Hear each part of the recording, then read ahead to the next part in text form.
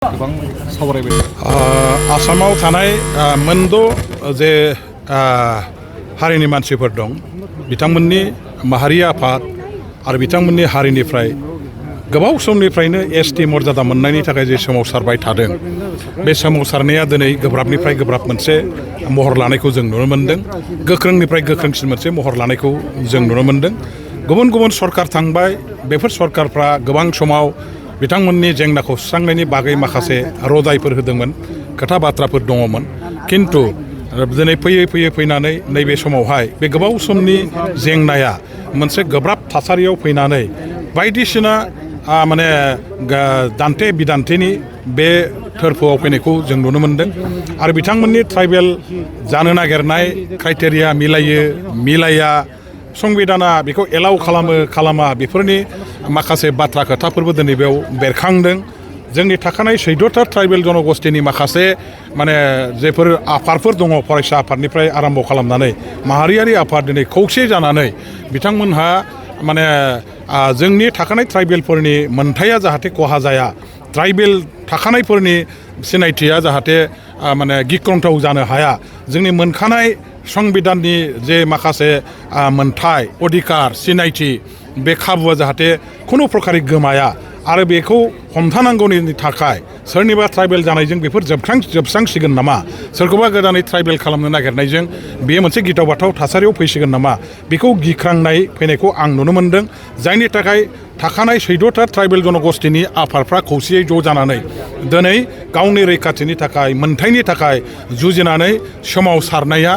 दिनै गोख्रोंनिफ्राय गोख्रों महराव फैदों आरो बेखौ लानानै दिनै माखासे दुंहाव थासारिबो ट्राइबेल बिग्रा आफादफोर जाथिफोर आरो थाखानाय ट्राइबेल जायफोर हारिफोर दं बा आफादफोर दं बेनि गेजेराव माखासे फोथायलायनाय आरो माखासे जोंनि गेजेराव सहायलायनाय बे जिनिसा लासै लासै गिख्रंथाव थासारियाव फैनो नागिरनायखौ नुनो मोन्दों दा जिखि जाया आं बेखौल' बुंगोन भारत सरकार आरो आसाम सरकारा जे मोननैबो थाखोनि जोंनि जाथि जनगोष्ठीनि अधिकारफोरखौ नोजोर होनानै खुनु जाथिनि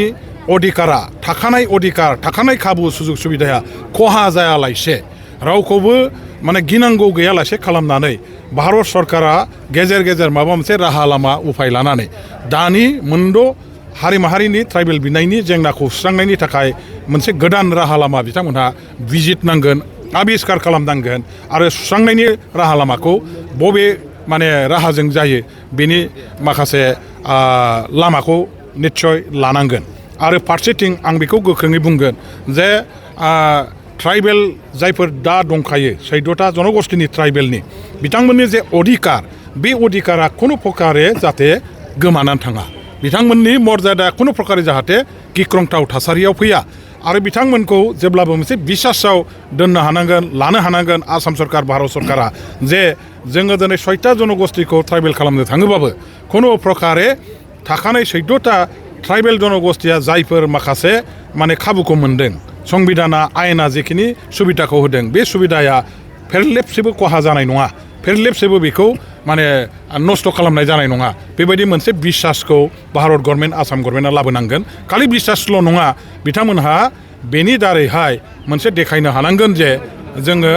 आलादा भाबै गोदान मोनसे फर्मुला गोदान मोनसे मेकानिजम बानायनायनि थाखाय सरकारनि बिथिंनिफ्राय सेस्था खालामगासिनो दङ थाखानायफोरजों जोङो बेखौ जाबसिनना होनायनि मोनसे थांखिजों खामानि मावाखै जोङो खुनु जाथिखौ खहा खालामा बे बाथ्राखौ बिसासाव लाहोनो हानांगोन आरो आं सानो जोंनि गेजेराव बेबायदि जुदि थाखानाय ट्राइबेलफोरनि खहा जायालासे गोदानै जानो नागिरनाय ट्राइबेलफोरनि मर्यादाखौ जुदि थिसननायनि बेबस्थाखौ खालामो आयेन कानुन संबिजित गासैखौबो नायनानै होमबा बावहाय दावराव दावसिया फैनाय नङा जोंनि गेजेराव दुंहाव थासारिया फैनाय नङा आरो हारि माहारिनि गेजेराव बिसासनि आंखाला जानाय नङा बेखौ आफाद हिसाबै दिनै बिथांमोनहा गावसोरनि सोमावसारनायनि मोनसे आयदा हाबाफारि हिसाबै लादों आरो लानायाबो दरखार दं ट्राइबेलनि जेसेबां एमएलए एमपि मन्थ्रिफोर दं बिथांमोनहा एसेम्ब्लियाव पार्लामेन्टआव मा रल लानो हायो हाया बिथांमोननि पार्टिनि सिंनि बाथ्रा अब्लाबो दिनै सोमावसारनायाव जायफोर दैदेनगिरिफ्रा आफादफ्रा बाहागो लानानै दं सोमावसारनायखौ दैदेनगासिनो दं बिथांमोनहा निस्सय ट्राइबेलनि दैदेनगिरिफोरजों आफादफोरजों रायज्लायनानै बिथांमोनहा मोजाङै बुजायनो हानांगोन बिथांमोननि गिनायनि आसल थांखिया मा बिथांमोनहा माखौ लानानै गोसोआव संखिखांनाय फैदों बेफोर बाथ्रा खोथाफोरखौ गासैबो रोखा रोखायै बुजायनो हानांगोन आरो बेनि थाखाय लोगो हमनानै बयजोंबो सावरायनायनि जे हाबाफारि लादों आगान सुरनो नागिरदों बियो गाज्रि नङा